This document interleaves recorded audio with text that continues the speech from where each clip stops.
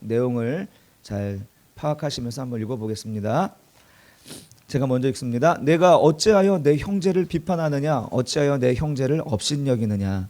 우리가 다 하나님의 심판대 앞에 서리라. 기록되었으되 내가 살았노니 모든 무릎이 내게 꿇을 것이요 모든 혀가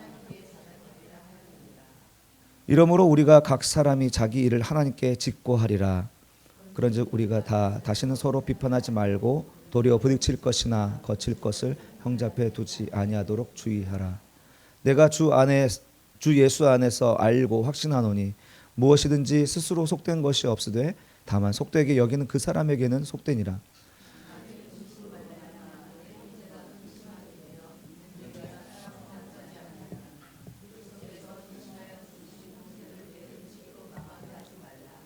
그러므로 너희의 선한 것이 비방을 받지 않게 하라. 하나님의 나라는 먹는 것과 마시는 것이 아니요 오직 성령 안에 있는 의와 평강과 희락이라. 이로써 그리스도를 섬기는 자는 하나님을 기쁘시게 하며 사람에게도 칭찬을 받느니라. 음식으로 말미암아 하나님의 사업을 무너지게 하지 말라. 만물이 다 깨끗하되 거리낌으로 먹는 그 사람에게는 악한 것이라.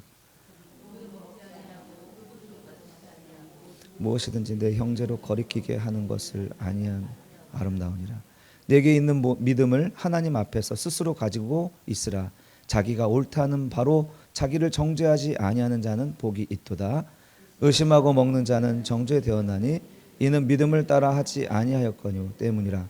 믿음을 따라 하지 아니하는 것은 다 죄니라. 아멘. 오늘 사랑으로라는 제목으로 말씀을 나누겠습니다. 우리는 지난주에 무엇을 하든지 우리는 주를 위하여 먹고 마신다. 주를 위하여 먹고 마시면 되는 것이죠. 또 주를 위하여 먹지 않으면 됩니다. 또 주를 위하여 이 날을 중하게 여기는 것이고요. 또 주를 위하여 모든 날을 똑같이 여기는 것입니다. 중요한 것은 우리 주님을 위한 것이냐라는 척도를 우리가 가져야 된다. 이렇게 말씀하였습니다. 왜냐하면 우리가 주님의 것이기 때문이라. 우리는 주님의 것이다. 지난주 설교잖아요. 하나님께서 넌 내 거야 라고 말씀하실 때 넌 내 거야 라고 하실 때 하나님의 그 구원이 취소되겠습니까? 너 말 안 듣는다고 너 내 거였는데 이젠 너 버릴래. 이런 분이 아니라는 거죠. 넌 내 거야. 우린 주님의 것이다 라고 말할 때 우리의 구원은 취소되지 않는 거예요. 어떤 이상한 목회자들이 너 그러면은 사망으로 간다, 지옥 간다 이렇게 하는 거에 여러분 유혹받지 마세요. 여러분은 주님의 것입니다. 아멘.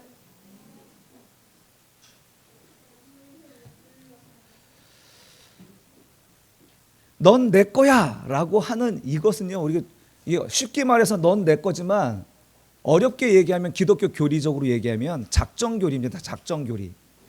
하나님 우린 구원하기로 이미 작정된 거예요. 예정하신 거예요. 창세전에 이미 나를 택하신 거예요. 이게 기독교의 작정교리. 굉장히 어려운 거거든요. 근데 그것을 쉽게 얘기하면 넌 내 거야. 넌 내 거야. 이렇게 얘기하시는 거죠.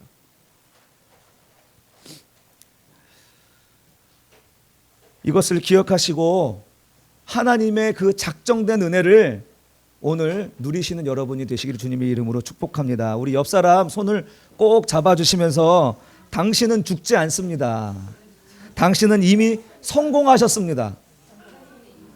당신은 하나님의 것입니다. 여러분은 이런 지위를 가졌습니다.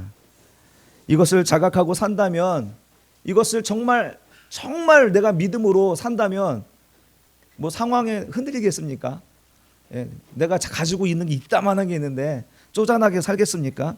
안달하며 들들 볶겠습니까? 그렇지 않죠. 우리가 얼마가 있으면 마음이 평안할까요? 한 50억 정도? 그거 이 정도 있으면 마음이 편안할까요? 우리가 소유한 것이 우리를 평안하게 하지 않습니다, 여러분. 오히려 우리가 하나님의 것으로 그리고 부활 생명으로 작정된 우리들의 그 믿음으로 말미암아 우리는 평안할 수 있고 우리의 마음이 든든하게 정말 부족함 없이 살 수 있는 근거가 됩니다. 그 부활과 영생의 기쁨이 오늘 저와 여러분의 현실의 삶에서 생명으로 나타나기를 축복하겠습니다. 그러나 이제 이런 지위에 있다고 해서 우리가 하나님께서 놀라운 그 양자됨의 그 권세가 우리에게 있다고 해서 다른 누군가를 판단한 권리가 우리에게 있다라는 의미가 아닙니다. 우리에게 그 높은 지위가 있다고 하지만 다른 사람들을 판단하고 정죄할 수 있는 권한이 우리에게는 없는 거예요. 오히려 우리가 큰 은혜를 받은 자로서 빚진 자와 같은 마음으로 세상을 대하는 거죠. 빚진 자와 같은 마음으로 우리 형제 자매를 대하는 거예요. 어떻게 나 같은 사람이 이런 구원을 받았지? 나 같은 죄인이 어떻게 이렇게 은혜를 받았지? 하면서 노래를 부르는 거죠. 나 같은 죄인 살리신 주 은혜 놀라와 잃었던 생명 찾았고 광명을 얻었네. 이런 노래를 하는 거죠. 거기서 우리 영혼이 주님의 은혜로 해처럼 밝게 살면서 주 찬양하리라. 우리는 그 은혜로 구원받고 은혜로 이런 지위를 얻은 거에 대해서 감사와 찬양을 올려드리는 삶을 사는 것이지 이 지위를 가지고 남용하면 안 되는 거야. 너는 왜 그렇게 못해? 너 왜 그 정도밖에 안 돼? 이렇게 지적할 수가 없는 거예요. 제대로 은혜를 아는 사람이라면. 이 은혜가 교회를 움직이는 거고요. 공동체를 하나로 만들고 여러분의 생활과 교회를 생명력이 넘치게 만드는 것입니다. 이 은혜가 넘쳐야 되는 거예요. 어떻게 나 같은 사람이 하나님이 이렇게 구원하셨지?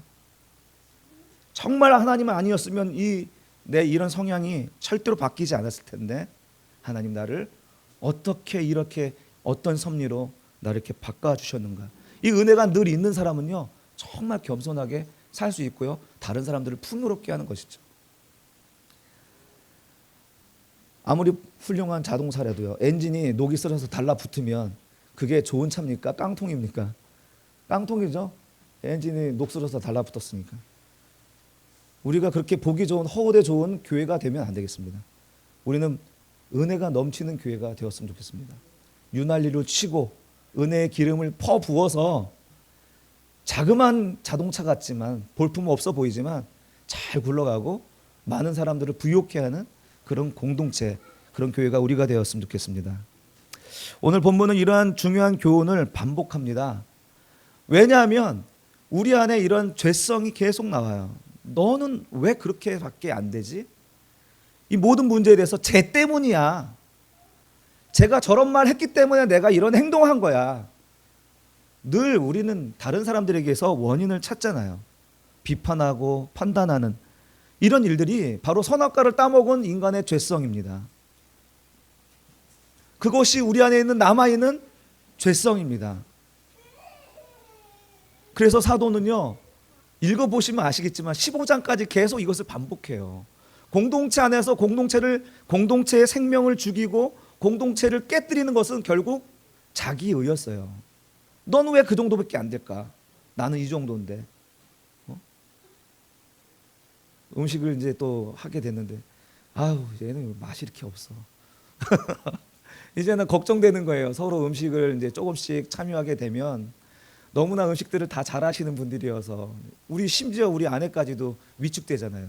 다 요리를 다 잘하셔가지고 어디 가면 빠지지 않았는데 여기 와서 조금 좀 뭐가 빠졌어요. 기가 죽었어요.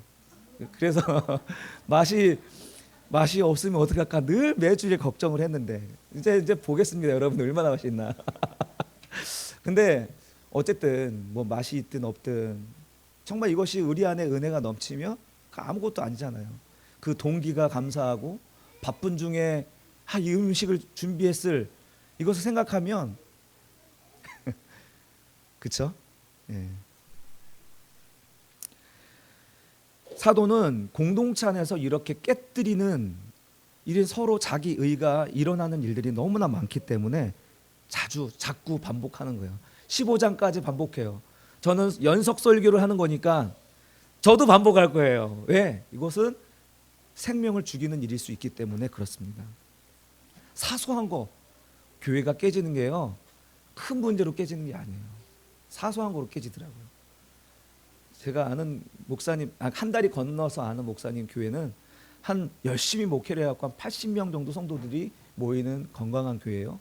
그런데 김장 준비하시다가 김장을 준비해 주방에서 다툼이 일어났는데 교회가 그냥 흩어졌어요. 예. 별거 아닌 거예요. 별거 아닌 거 가지고 교회가 흔들려요. 그래서 사도는 계속 우리 형제를 용납하라. 먹고 마시는 일 중요하지 않다. 본질적이지 않은 것에 마음 쓰지 마라. 우리는 주의 것이다. 주를 위한 것이면 족하다. 계속 얘기하는 거예요.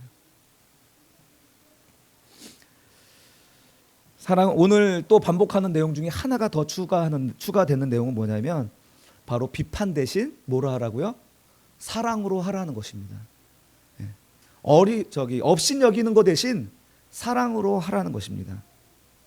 왜 그렇습니까? 그들이 우리의 형제이기 때문에 그렇습니다. 우리가 형제이니까 뭐 모르는 사람도 아니고 남도 아니고 그리스도 안에서 한 형제인데 뭐 이렇게 비본질적인 거 가지고 이러쿵저러쿵 이야기하느냐 이거죠.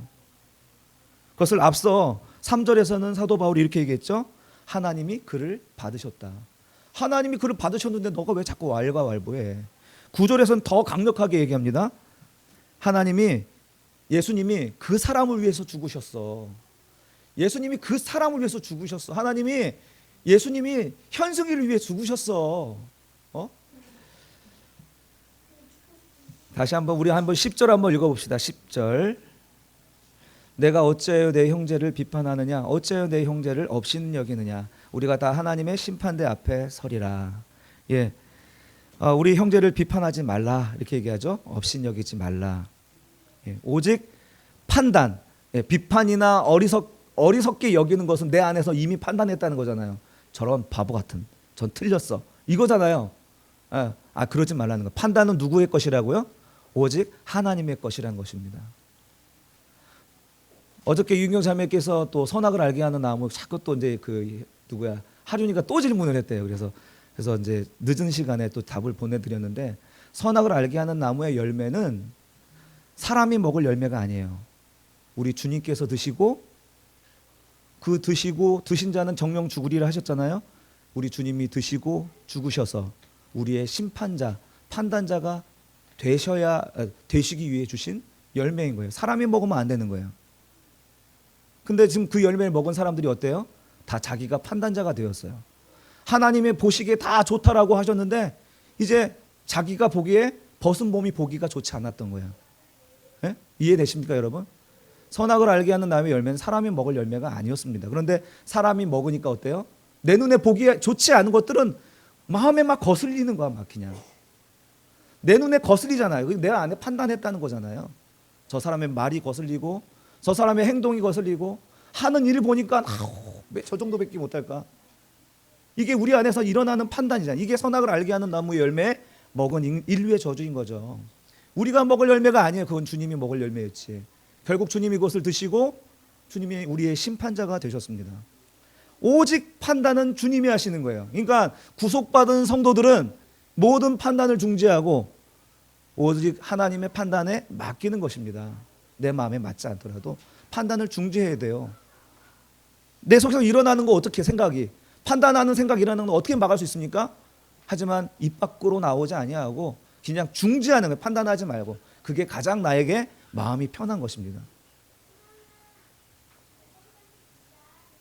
오직 판단은 주님이 하는 것입니다. 잊지 말 것은 판단하기에 앞서 그 자는 우리의 형제이며 자매이며 내 어머니며 내 자식들이라는 것을 잊지 말라는 것입니다. 그것이 더 중요하죠. 부모가 돼 보니까요, 자식들끼리 으렁거리고 싸우는 게 진짜 보기 싫더라고요. 그것이 얼마나 부모를 욕되게 하는 것인지. 오직 그가 하던 대로, 그가 하고 싶은 대로 두고 그 모든 것에 대한 판단은 부모님이 하시는 거예요. 부모님이. 어른이 하도록 맡기는 것입니다. 그리고 이제 상대방의 잘못을 이제 부모님이 판단하도록 하기 위해서, 어른에게 판단하게 하기 위해서 이제 고자질 하지 말라는 거예요. 고자질 하면 안 돼요. 우리 12절 한번 다 같이 읽어봅시다. 우리 12절 우리 자녀들만 한번 읽어봅시다. 시작. 내 동생의 일을 직구하라고요? 아니면 내 형의 일을 직구하라고요? 아니죠. 내 일만, 내 일, 하나님, 내 이 행동이 맞습니까? 내가 말하는 이것이 맞습니까? 라는 것을 내 일을 하나님 앞에 확인받기만 하면 돼요. 저 사람이 어떻습니까? 사도 베드로가 요한에게 이렇게 요한은 어떻게 될 것이냐고 예수님 부활하신 예수님께 물으니까 넌 상관하지 마. 그런 핀잔을 받았잖아요. 우리의 행동만 하나님께 직구하면 되는 거예요. 다른 사람들의 이야기를 말할 필요가 없는 것이죠. 또한 우리 하나님께서 우리에게 이 심판하신다는 이 심판, 판단하시는 것은 살리고 죽이는 심판이 아니죠. 맞습니까? 그리스도 안에 있는 자에는 결코 정죄함이 없다고 그랬잖아요. 그러니까 그리스도의 이 심판은 우리를 살리고 죽이고 하는 그런 심판이 아니고 우리를 칭찬하신다는 말씀이에요. 우리의 행동에 따라서 하나님께서 칭찬하신다는 거예요. 그렇다고 해서 천국에 가면 상급이 있다 이런 말은 아닙니다. 하나님의 칭찬, 그것은 족하죠. 10절부터 12절까지 아까 좀 전에 봤는데 바로 상급을 말하는 기록이 아닙니다. 그것은 오직 판단은 하나님이 하시니 모든 판단을 중지하라 하는 데 기록의 목적이 있는 것입니다. 그러니까 이것을 가지고 상급이 있네 없네 이렇게 말하는 용도로 사용하는 본문이라고 한다면 이제 좀 잘못 해석한 거라 저는 봅니다. 오직 판단하시는 이는 하나님이십니다. 그 자리에서 우리의 행한 것에 분명한 하나님께서 판단해 주시고 또 우리가 잘한 것들에 대하여 하나님께서 칭찬해 주실 것이다. 그러니 너희들은 판단하지 마라. 이런 의미로 하신 말씀이죠. 자, 두 번째 사도는 비판 대신 사랑으로 하라 이렇게 권면합니다. 15절 우리 함께 읽겠습니다.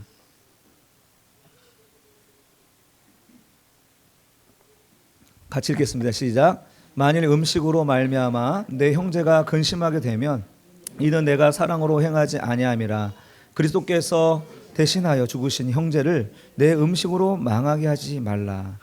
지난주에 설교에도 말씀드렸듯이 이 음식의 문제가 공동체 안에 좀 크게 있었죠.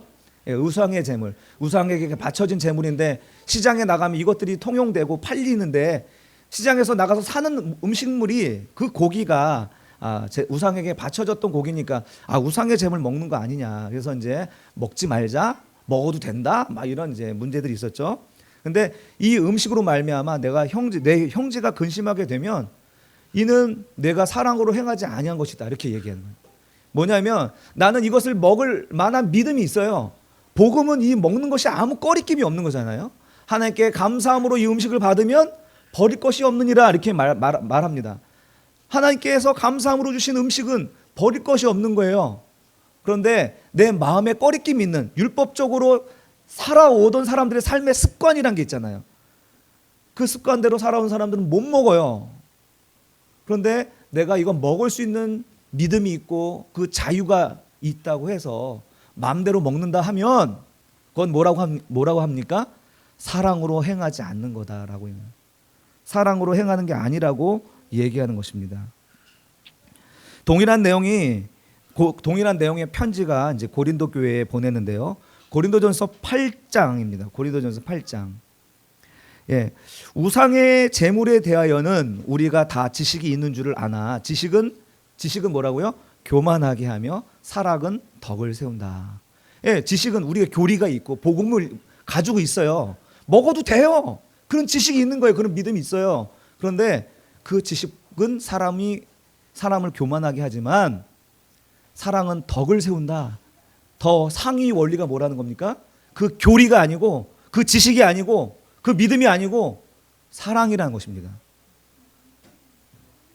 2절 만일 누구든지 무엇을 아는 줄로 생각하면 아직 마땅히 알 것을 알지 못하는 것이요. 이제 우리의 그 지식의 유한함을 얘기하는 거죠.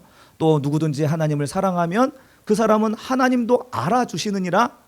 4절 그러므로 우상의 제물을 먹는 일에 대하여는 우리가 우상은 세상에 아무것도 아니며 그렇죠 아무것도 아니에요. 또한 하나님은 한 분밖에 없는 줄 아노라. 비록 하늘에나 땅에나 신이라 불리는 자가 있어 많은 신과 많은 주가 있으나 그러나 이 지식은 모든 사람에게 있는 것은 아니므로. 무슨 지식이에요? 내가 이제 복음으로 먹어도 된다 하는 지식이잖아요. 이런 지식이 모든 사람에게 있는 건 아니라는 거예요. 무슨 말입니까? 공동체 안에는 연약한 믿음도 있다는 거예요. 율법적인 신앙도 있다라는 거죠.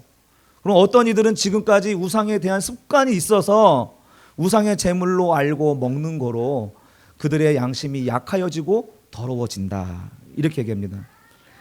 예. 그러니까 그 조심성을 가지고 상대방을 생각해야 되는 거죠. 8절 9절.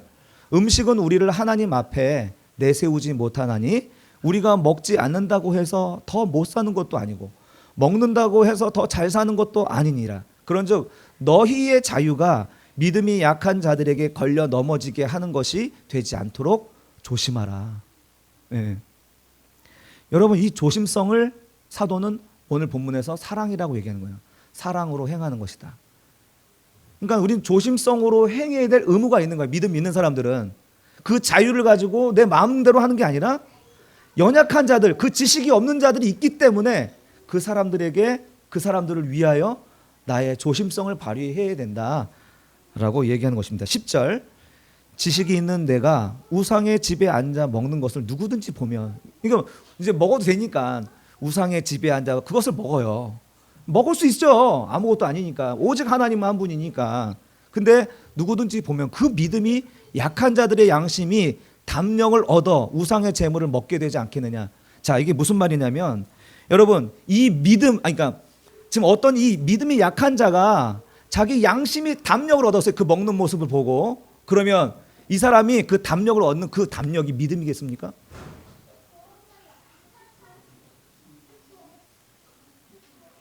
그 담력이 믿음이겠습니까? 우리는 믿음과 담력을 구분해야 돼요.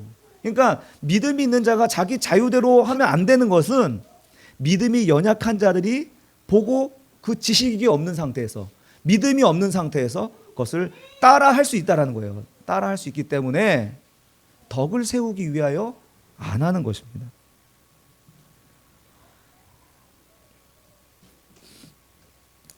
그래서 오늘 사도는 14절, 20절, 또 22절, 23절에서는 이런 사람들이 자기 믿음을 따라하지 아니하고 자기 지식이 없는 상태에서 하는 그 모든 것들이 죄라고 얘기하는 거예요. 그 사람에게는 죄인 거예요. 그 사람에게는 더러운 거예요. 그러니까 사랑으로 하지 아니하는 이 사람으로 말미암아 형제가 죄를 짓게 된다면 잘하는 거냐 이거죠. 잘못됐다는 것입니다.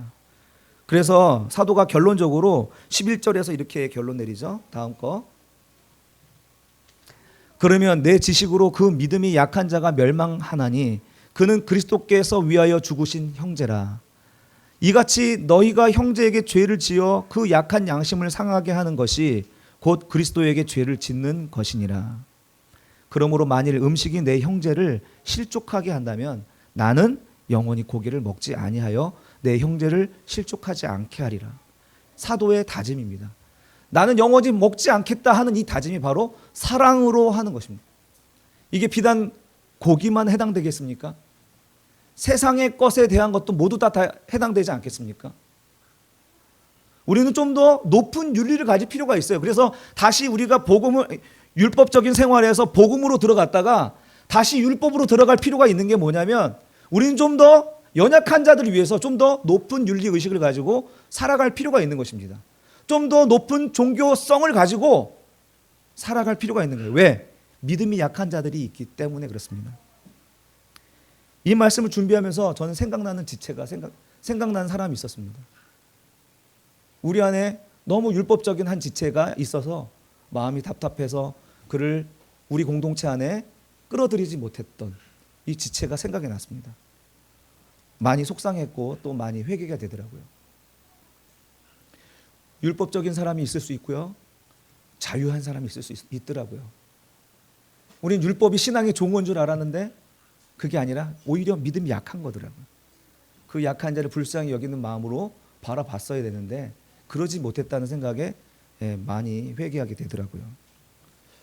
우리가 강한 믿음과 자유로 한 그것이 우리도 모르는 사이 믿음이 약한 자들에게 부딪히는 것과 거치는 것이 되어서 형제를 망하게 하는 것이다라는 것을 사도는 경고하고 있는 것입니다. 우리 13절 한번 같이 읽어볼까요? 시작. 그런즉 우리가 다시는 서로 비판하지 말고 도리어 부딪힐 것이나 거칠 것을 형제 앞에 두지 아니하도록 주의하라. 그러니까 우리도 모르는 사이에 부딪힐 것이나 거칠 것을 둘 수 있다라는 말을 하는 것입니다. 이 부딪힐 것, 프로스콤마란 단어는 그루터기라는 그루터기. 여러분 그루터기 걸려 넘어진 적 있어요? 저는 최근에 넘어진 적 있어요. 추워가지고 주머니에 손 넣고 이제 길이 이렇게 있는데 풀밭이 있어서 가로질러 가느라고 이제 풀밭이 있는데 가로지로 추워서 이렇게 하고 걸어가고 있는데 풀밭 사이에 그루터기가 있었던 거예요. 안 보였어요 그게. 그거 탁 제대로 넘어졌어요 아주. 근데 다행히 이 풀밭이어서 푹신해서 이제 다행이었는데, 이 그루터기가 바로 프로스콤마, 부딪힐 것이라는 것입니다.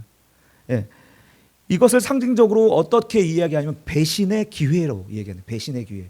딱 걸어가다가 탁 걸려 넘어지잖아요. 이게 평소에는 안전적이고 정상적이지만 순간 넘어져요. 순간. 그 짧은 어떤 배신의 기회로 상징적으로 이 단어를 사용한다고 해요. 그것을 부딪힐 것이라는 의미로 쓰였고요. 거칠 것이라는 이 단어는 스캔달론이라는 단어입니다. 헬라어로. 많이 들어보지 않았어요? 스캔달론?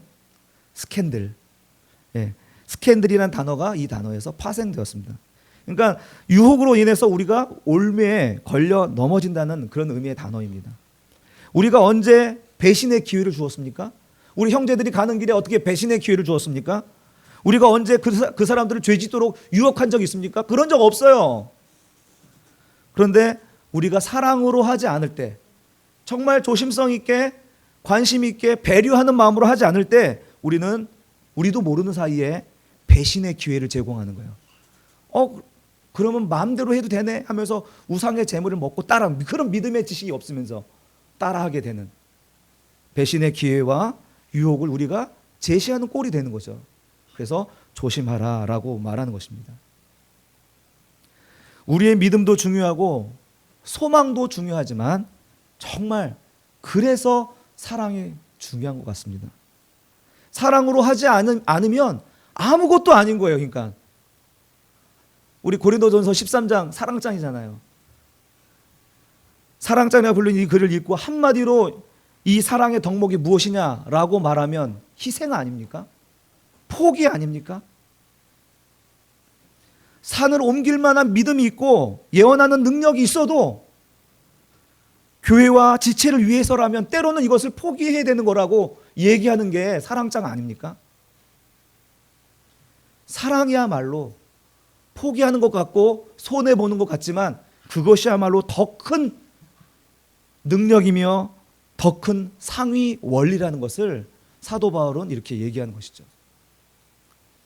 이렇게 강한 믿음과 신앙의 자유를 누릴 때 비판 대신 사랑으로 하는 것인지 스스로 자문하며 공동체를 위해 절제하고 때로는 영원히 먹지 않겠다고, 때로는 영원히 하지 않겠다고 결심한 그 바울처럼 우리도 거룩한 결심이 있어야 될 줄로 믿습니다.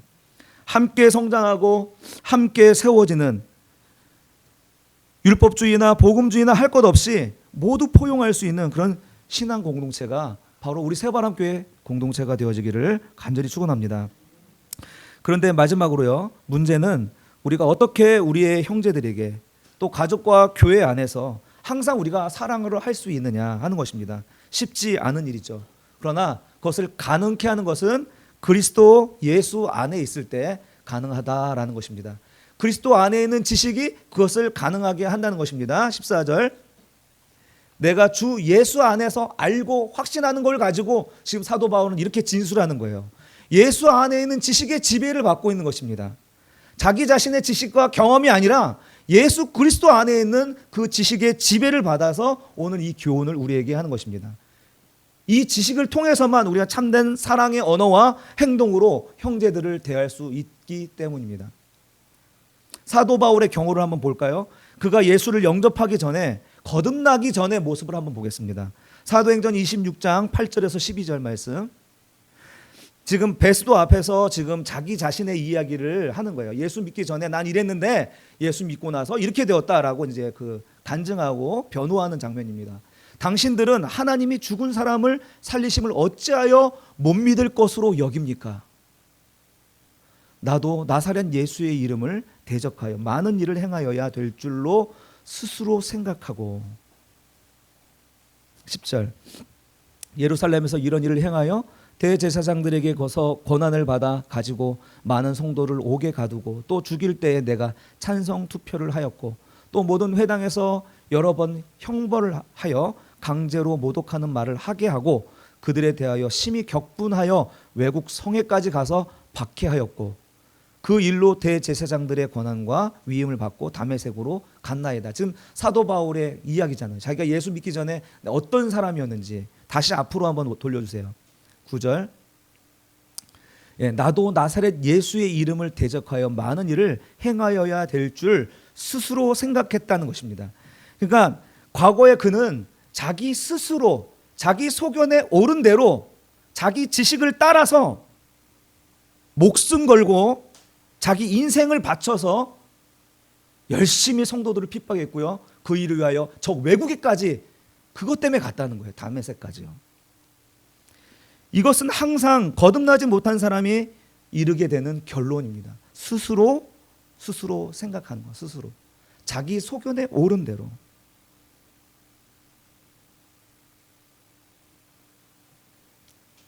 얼마나 무섭습니까?